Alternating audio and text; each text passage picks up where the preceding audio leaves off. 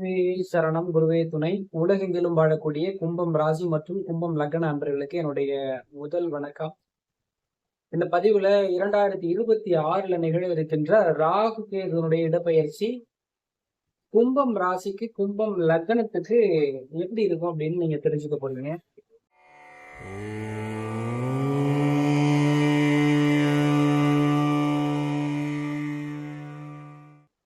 இது ரொம்ப ஒரு சூப்பரான காலகட்டம் கும்ப ராசியை பொறுத்த வரைக்கும் மட்டும். ஏன்னு கேட்டீங்கன்னா, இந்த ராகு கேதுகளுடைய இடப்பெயர்ச்சி எல்லாம் வந்து என்ன பண்ணிட போகுது அப்படிங்கிற மாதிரி அலட்சியமா இருந்தவங்களுக்கு எப்பவுமே நாம குரு பயிற்சி தானே பார்ப்போம்.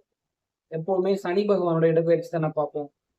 ராகு கேது பயிற்சியெல்லாம் என்ன பண்ணுவோம் அப்படின்ற மாதிரி எல்லாம் என்னுடைய வாடிக்கையாளர்கள் சில பேர் கேட்டாங்க.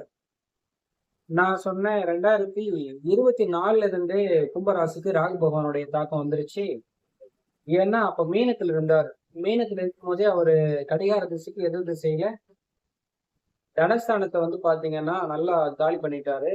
பொருளாதாரம் சார்ந்த பிரச்சனைகளையும் தேவையில்லாத ஒரு சில செலவுகளையும் ஏற்படுத்திடுறது. ஒரு சட்டுன்னு குடும்பத்துல நிறைய பணம் காசு கொண்டு வந்து முடக்கி ஒரு சில செலவுகளை ஏற்படுத்திட்டாரு. அப்படின்னு 2024ல ஆரம்பிச்சு இன்னைக்கு வரைக்கும் கும்பராசி தான் இந்த ராகு கேதுவனுடைய இடப்பெயர்ச்சினால அதிகமா பாதிக்கப்பட்டு இருக்குது. உதாரணமா ஒரு பயம் வரலாங்க மனுஷனுக்கு. இவ்வளவு பயமா வரணும் அப்படிங்கிற மாதிரி இந்த சர்ப கிரகம் அப்படின்னு இந்த ராகுவை சும்மாவே சொல்லவே கிடையாதுங்க. ஏன்னா ராகு வந்து எப்ப கும்பராசியில உள்ள வந்தாரோ அப்ப கேது வந்து சிம்ம ராசியில இருப்பாரு. இந்த ராகு கேது வந்து ஒரு நீள்வட்டத்தினுடைய ஒரு ஒவ்வொரு மறுபக்கங்கள் தான். சரிங்களா? சோ இதை நான் என்ன சொல்ல வரேன் அப்படின்னா, ராகுனுடைய தாக்கம் 2024ல இருந்து இன்னைக்கு வரைக்கும் கும்பராசிக்கார நண்பர்களுக்கு இருந்துகிட்டு தான் இருக்கு. குறிப்பா இந்த ஆவணியில ஆரம்பிச்சு சரியா வந்து கார்த்திகைக்குள்ள இந்த ராகுனுடைய தாக்கம் குறையும். என்னங்க இருந்துச்சு, என்னத்தை நீங்க பாத்தீங்க அப்படிங்கிற மாதிரி சில கும்ப லக்ன கும்பராசிக்காரங்களுக்கு இந்த கும்பத்துல குரு பகவானோ சனி பகவானோ அமைய பெற்ற சில ஜோதிடர்கள் கூட இதை பார்க்கலாம். ஏன்னா நிறைய ஜோதிடர்கள் என்ன தெரியுமா சொல்றாங்க, இந்த கோச்சாரத்துல வரக்கூடிய கிரகங்கள் எல்லாம் வந்து எந்த ஒரு பாதிப்பையும் ஏற்படுத்தாது. எந்த ஒரு கோச்சார இடப்பெயர்ச்சியும் கிரகங்களுடைய இடப்பெயர்ச்சியும் எந்த ஒரு தாக்கத்தையும் ஏற்படுத்தாது அப்படிங்கிறவங்க எல்லாம் இந்த பதிவினுடைய கமாண்ட் செக்ஷனை போய் பாருங்க. எவ்வளவு பேர் நான் சொன்ன மாதிரியான சிரமங்கள் அனுபவிச்சிருக்காங்க அப்படின்னு. 2024ல ஆரம்பிச்சு 2026ல இந்த ஆவணிக்குள்ள கண்டிப்பா நிறைய பணம் காசை இழந்த கும்பராசிக்காரர்கள் இருப்பாங்க. வருமானம் எதிர்பார்த்த அளவு விட அதிகமா வந்து ஆனா போயிடுச்சு. தேவையில்லாத ஆசைகளை ராகு பகவான் ஏற்படுத்தி விட்டாரு. நான் சின்னதா போட்ட பிளான் எல்லாம் பெரிய பிளானா மாறி நான் திக்குமுக்காடுற மாதிரி சில பிரச்சனையில மாட்டிட்டேன். இந்த கடந்த 3 வருஷத்துல உறவு முறைகளுக்குள்ள என்னை எடை போடுற மாதிரி ஒரு சூழ்நிலைக்கு தள்ளப்பட்டுட்டேன். நான் சொல்றது அனைத்தும் கும்பராசிக்காரங்களுக்கு, கும்ப லக்னக்காரங்களுக்கு, கும்பத்துல குரு பகவான் அமைந்தவங்களுக்கு எனக்கு ஒரு மிகப்பெரிய லெசன் கிடைச்சிருக்கு. இந்த 3 வருஷத்துல ஒரு பெரிய அனுபவ அறிவு கிடைச்சிருக்கு அப்படிங்கக்கூடியவர்கள் இந்த கும்பலக்னம் கும்பராசிக்காரங்க. இந்த கடந்த 3 வருஷத்துல எப்ப அவர் மீனத்துக்கு வர ஆரம்பிச்சாரோ அப்ப பிரச்சனை ஆரம்பிச்சது. இப்ப பிரச்சனை முடிய போகுது அப்படிங்கறத நம்ம பதிவினுடைய பலனே.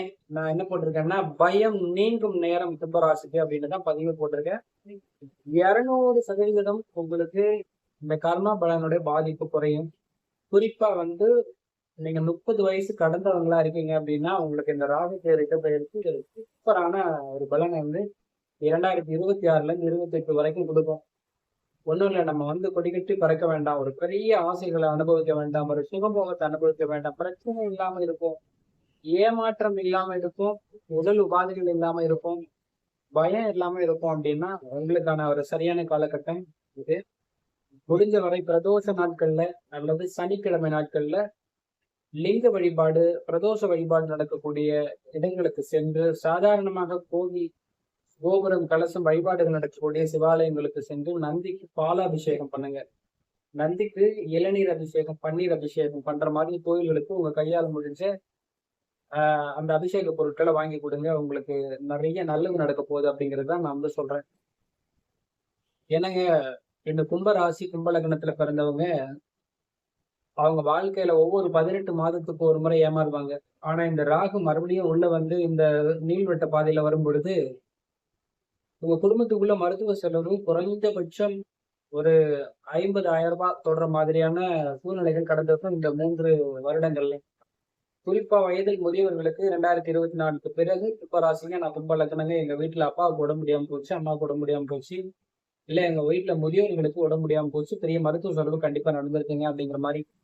கும்ப ராசி, கும்ப லக்னம் மருத்துவ செலவு உங்களுக்கே நடந்திருக்கும். நான் சொன்னது 32 வயசுக்கு மேல, 30 வயசுக்கு மேல இருக்கிறவங்களுக்கு இந்த பயம் வந்து நான் வந்து ஒரு பயம்லாம் பார்த்துட்டேன் அப்படிங்கிற மாதிரி ஒரு சில கட்டங்கள் வந்து பார்த்தீங்கன்னாக்கா அனுபவிக்க போறாங்க.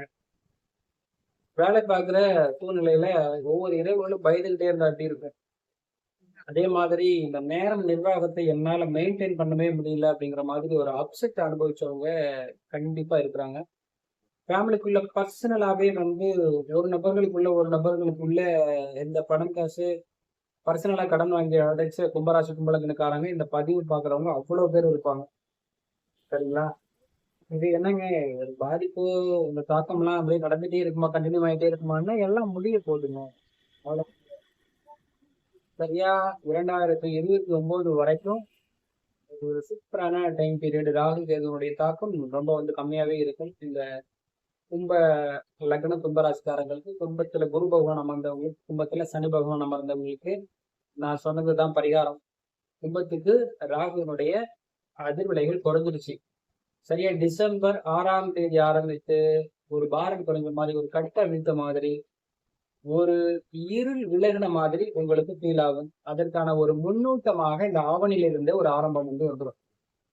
நல்லது நடக்க போகுது அப்படிங்கிறாரே, எப்ப நம்ம ரியலைஸ் பண்ற மாதிரி இருக்கும் அப்படின்னா, ஒவ்வொரு வருட கிரகங்களுடைய நகர்வும் கொஞ்சம் இப்ப நம்ம ஒரு ஊருக்கு போறோம்னா, அந்த ஊருக்கு இறங்குறதுக்கு ஒரு முதல் ஸ்டாப்புக்கு முன்னாடியே நமக்கு ஆயத்தமாறோம் இல்லையா? அது மாதிரி ராகு வந்து சரியா இப்ப மகர ராசிக்கு இறங்க போறாரு இல்லையா? அதனால கும்பத்துக்கு அதனுடைய தாக்கம் குறைகிறதுக்கு இந்த ஆவணியில ஆரம்பிச்சு வர கார்த்திகைக்குள்ள அந்த இட நகர்வுக்கான ஒரு சில சிம்டம்ஸ் தெரியும். அது எப்படி தெரியுமா? நம்ம பெருசா பயன்படுத்துறது எல்லாம் அப்படியே கொஞ்சம் கொஞ்சமா கம்மியாக ஆரம்பிக்கும். உதாரணமாக நமக்கு இப்ப டைம் பத்தாது. உதாரணமாக காசு பணம் கூட கொஞ்சம் நம்ம பர்ஸ்ல கம்மியா தான் இருக்கும். ஒரு பெரிய ஹால்ல நான் யூஸ் பண்ணிட்டு இருந்தேன். ஒரு பெரிய ஹால் வந்து யூஸ் பண்ணிட்டு இருந்தேன்னா, ஒரு சின்னதா ஒரு இடம் யூஸ் பண்ற மாதிரி.